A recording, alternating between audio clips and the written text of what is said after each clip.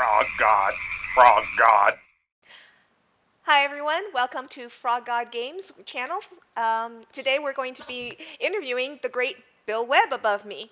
Hi Bill, thanks for joining us. How you doing, everybody? I'm not sure I'm great, but what the heck, right? Well, you are you fill a room, so you're going to be awesome. I'm one of your hosts, Alice Peng, aka Lala Twiddle, and below me is Brandon Powers. Hey Brandon. Howdy, howdy. So today we're going to be talking more about World Anvil. And yes, I know people are like, when is it coming out? And I will tell you guys the date as soon as they give me an actual date. I swear. It's in progress. But we wanted to get Bill's take on it and show you one of his modules that will be out the moment of launch. So Bill, what do you think of it?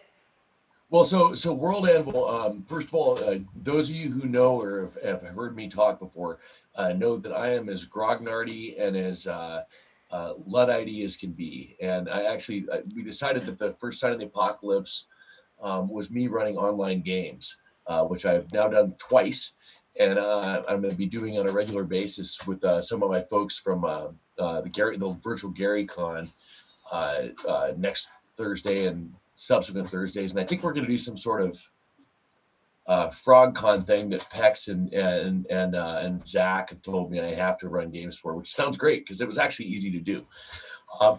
The interesting thing with World Anvil, a little bit about my background, because many of you who know me and those of you who don't know me, I come from an engineering background, and so I had a lot of experience with people who ran GIS systems. And the interesting thing about World Anvil is that's really what it reminds me of. It was able to take things that look like this, which is the book that is on the barge from China, right, from Hong Kong right now, not China, Hong Kong. So it's actually going to show up, and take maps that look like this, which there are 16 of, I think. Right? Can you guys see enough of that? I'm not confusing everybody. Yeah. And throw a GIS system over the top of it. It's not exactly a GIS system, but to me, it's the same thing. Hell, I don't know the difference. But every dot on the map, when you click on it, pops up enough information that it gives you, spike stuff, pops up enough information that it'll give you that you can actually get a pretty good flavor of it, of what's there. So if you look at like let's pick something. How about the Hazed Canyon? It'll give you a paragraph. That's in section 5 of the world map.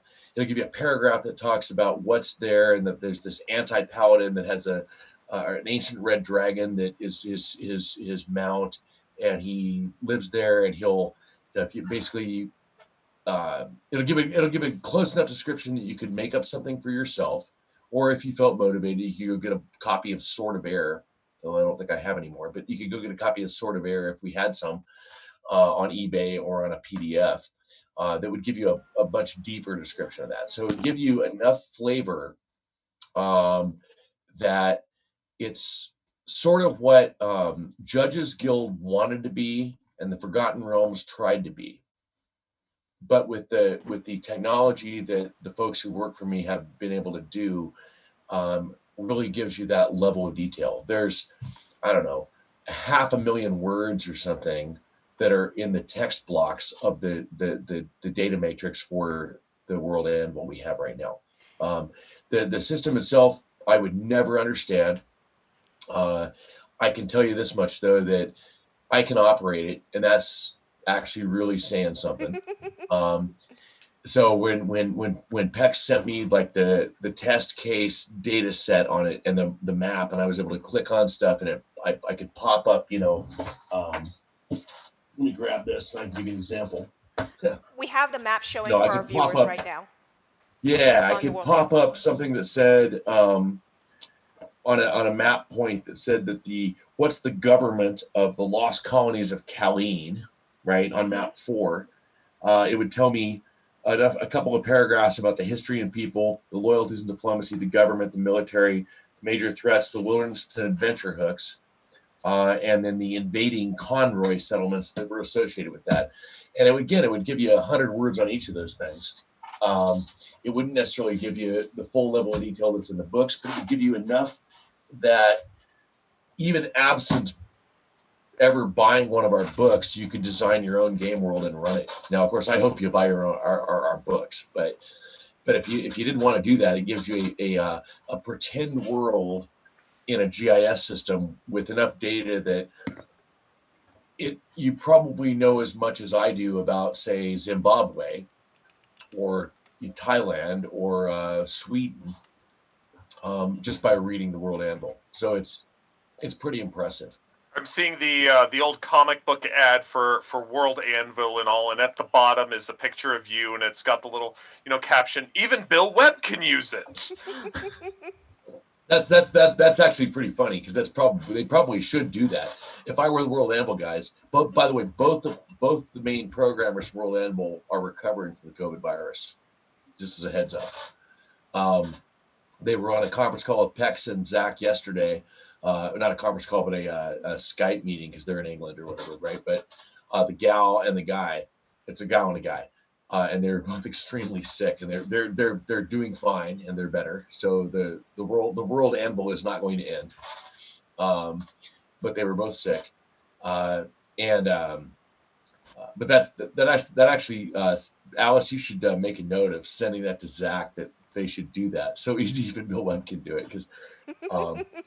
Those of you who've seen videos of me standing on tables and throwing dice at people and stuff like that, that's me. I literally have 25 or 30 people who work for me that run online games all the time, and I ran my first one about 8 days ago, and so because of this current situation, I'm having to learn, and I got to say that. I'm extremely grateful to a couple of my folks, and I'm not going to say names because I shouldn't say names on interviews, but they one of them goes by Vowels, and the other guy goes by Dave Mage, so I'll use their fake names. But they walked me through it, and now I can do it. And it's like I wouldn't have been able to do this interview a week ago because I didn't know how to use Zoom. Oh my! Well, that's awesome. We would love to have you come on and even run for us, and then you can show your awesome online skills. So here's a kind of a cool thing related to that. I mean, we can go back on topic whenever you guys want. I used to do a thing called Uncle Billy's Story Hour at conventions, and so I tend to go tangent. But Zach's mom, in her late 70s, is playing her first D&D game with me on Thursday. Yeah, I heard. I saw that. Yeah. I wish that I could be there. You can be. You want to play? Let's talk after this. You're in, Alice. You totally got it, man. I'm working, or else I'd be wanting a spot. Yep. I'm not sure I can take more than 8, but I can take 25 or 30 in a real person situation. But 8's probably my limit for online. So when World Anvil comes out, you've got a mod 1975 MCMLXXV, and that's going to be one of the premiering adventures that's in World Anvil. It's a 5e and Swords and Wizardry adventure. Can you tell us a little bit about 1975? Absolutely. So it's a little bit of a misnomer, because what it is I started playing in 77. But I used rules that were published in 1975, and I still do. And so we always joke around in the OSR groups about how there's me and another guy named Jim Johnson who use white box sets, and we use white box rules and everything else. And if anybody's ever read Book of Dirty Tricks of mine, it's the joke being that Matt is too newfangled for me, because Matt wrote Swords and Wizardry complete. And so he has things like thieves and rangers and stuff like that. Do you have fighting men? Yeah, I have fighting men and magic users and clerics, man. That's it. Yeah. And if you want to detect a trap, you tell me, do you pull the red wire or the green wire? We talked about the fact that Matt's game is not quite 0E, but it's 0.5E. Yeah, he's sort of 0.5, and I'm pretty much 0E.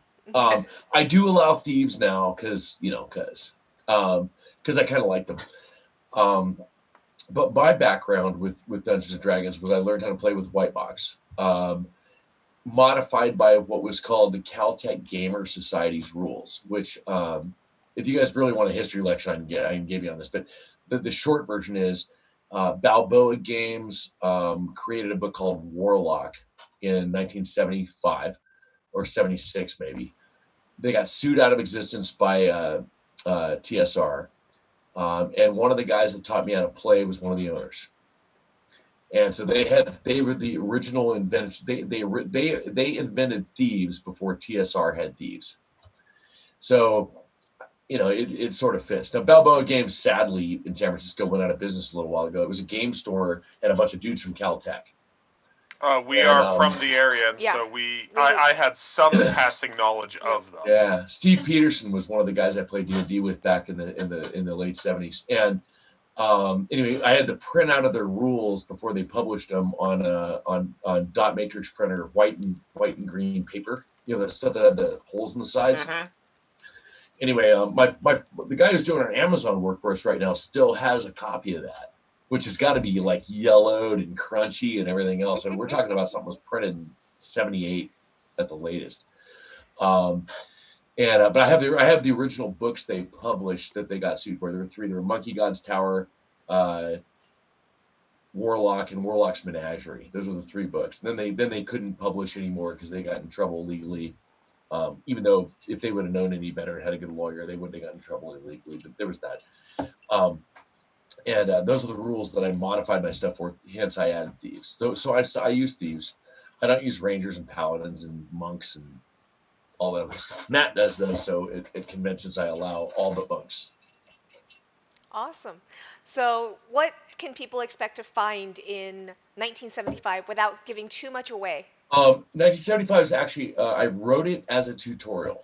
And the big difference, 1975 is interesting because the big difference, I wrote it as a tutorial for Swords and Wizardry to teach children how to play Dungeons and Dragons in an old school way.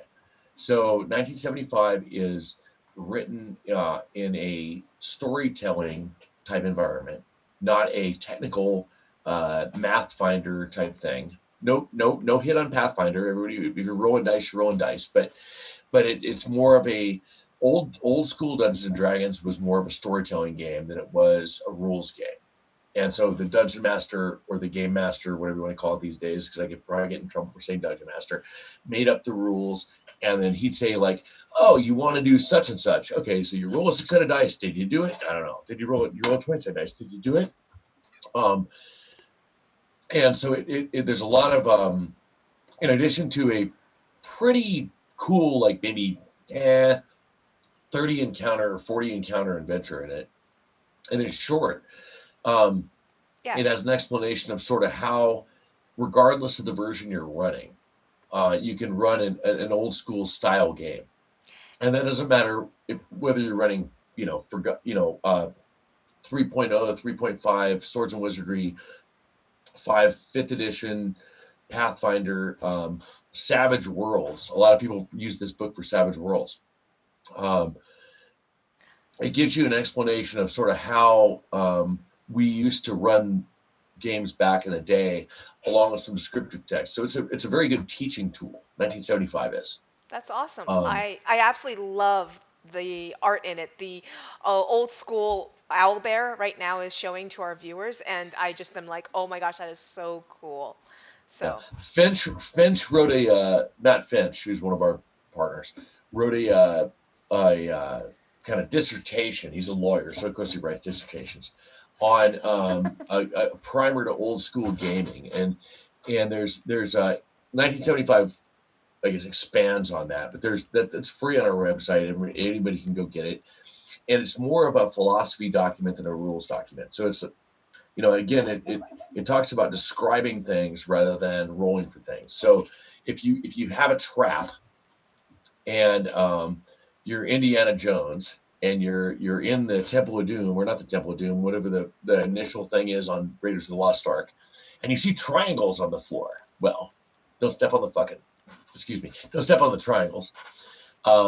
If you see the skull sitting on a thing that looks like a sink, maybe I should put the weight on the thing. And the difference is, in 1975 describes this, and so does Finch's dissertation on our website, about how you bring it So instead of rolling a 20-sided dice and seeing if you figure it out, you actually describe it and discuss it with your game master. I said that right. I didn't say dungeon master. In order to figure it out. And anyone who's ever played a game with me, and there are probably a couple hundred of you guys watching this thing right now, hopefully, knows that there's no such thing as a spot or a search roll. It's like I tell you what you see, you tell me what you do with it. It creates a really interesting dynamic for players, particularly, who can they're much more engaged and more involved because they have to be paying attention and they have to be able to say, like I said, I pull the green wire or the red wire. Mm-hmm. Right. And why do you pull the green wire? Well, I traced it back and it goes into the wall, into a brick, and the red wire goes into a hole, and I don't want to pull that one because that might actually do something. And there's a lot of discussion with that. We're not talking about World Anvil, but 1975 is a discussion of how to do what I just described. That's fantastic. That's awesome.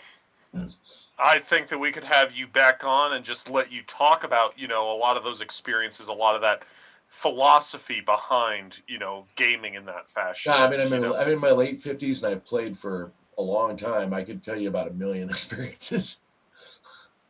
Well, thank you so much for joining us, and everybody, make sure you check out World Anvil when it launches. I will get you guys the info as soon as I get it, and make sure that you go and check out 1975 and teach somebody new. Let's keep this hobby going. Yeah, and it really, by the way, anybody who wants to, and this is terrifying for me to even say, can email me, and we will send you links for the free Swords and Wizardry rulebook complete. Actually, I should give Pat's email address.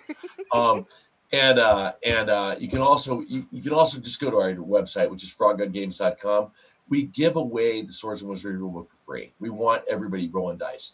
There's also if you got somebody who doesn't read English well or is little or a small person, I always call them, in terms of like somebody under the age of 9 or something, or whatever it might be. Eric Tankar, who's one of our business partners, he's not a business partner in terms of business, but he's like one of our guys who like works with us and goes to our conventions and hangs out with us, created a simple to use, easy format Swords and Wizardry Light that you can literally teach a 4 or 5 year old to play. And all that stuff's free at our website, froggungames.com. Go there, hit the free download thing, download that stuff. If you feel compelled to buy something, but you don't need to right now. I don't want anybody spending money they can't spend right now with the current situation. That's a beautiful thing, especially just right now with everybody having their kids at home. And a lot of people are old gamers and they're looking for something to do with the kids. And I've got plenty of people who've got that 4 or 5 year old at home. Brandon, I actually commented yesterday on Facebook. I saw and Alice, bear with me. I know I'm being an asshole. No problem. You're good. But I actually had a couple of new people who'd friended me that I'd never heard of before in their life or whatever else. They friended me, and one dude posted a photograph of him with the Swords and Wizardry Light, and it had to be a 3 or 4 year old. Like I'm talking a small person, like that was like 3 feet tall, right? She was little, sitting on his lap, and he was pointing at the text on it, right? And she was reading along, and he was explaining it to her. And I actually sent him a personalized text. I was like, dude, I go, whatever we need to do to help you out, that's awesome, because you're teaching that little kid how to play, and that's not a video game. That's the future of the whole industry, as far as I'm concerned. It's social interaction. It's him teaching his daughter math and English and everything else. And troubleshooting. I printed 20,000 of those things, and I'll give them away to anybody. And just so everyone knows, I will have all appropriate links to the website in the description below, so you don't have to email Bill Webb to get your free copy. And also, you can get a free copy on drive-thru as well. I'll make sure to put the link there.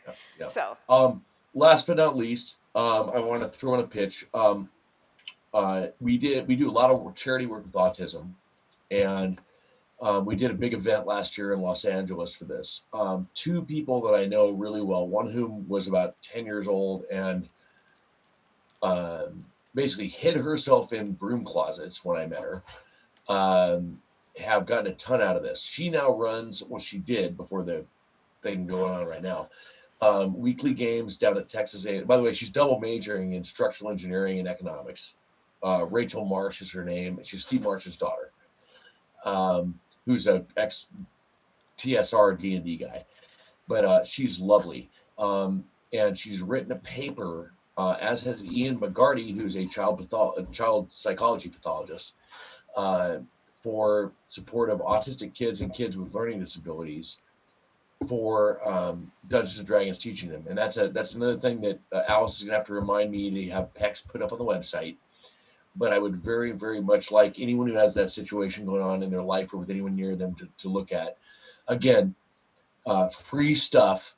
I'm not looking for money here. I'm looking to solve societal problems or help societal problems. You can't really solve autism, and you either are hell, I'm half autistic, but the you can help people who are with issues that they have, and that's a particular charity that I feel very strongly attached to, and we have papers written by people who know, that I'd like to get out to folks. So Awesome. I will make sure I poke Pex about that as well. Thank you again for coming on and talking to us, Bill. You're so much fun to talk to, and we'll definitely be doing this again for more stuff. anytime, Okay. anytime. Thank you so much, man. It was great. Yes. Tune in next time, everyone, at Frog God Fan Channel. Bye.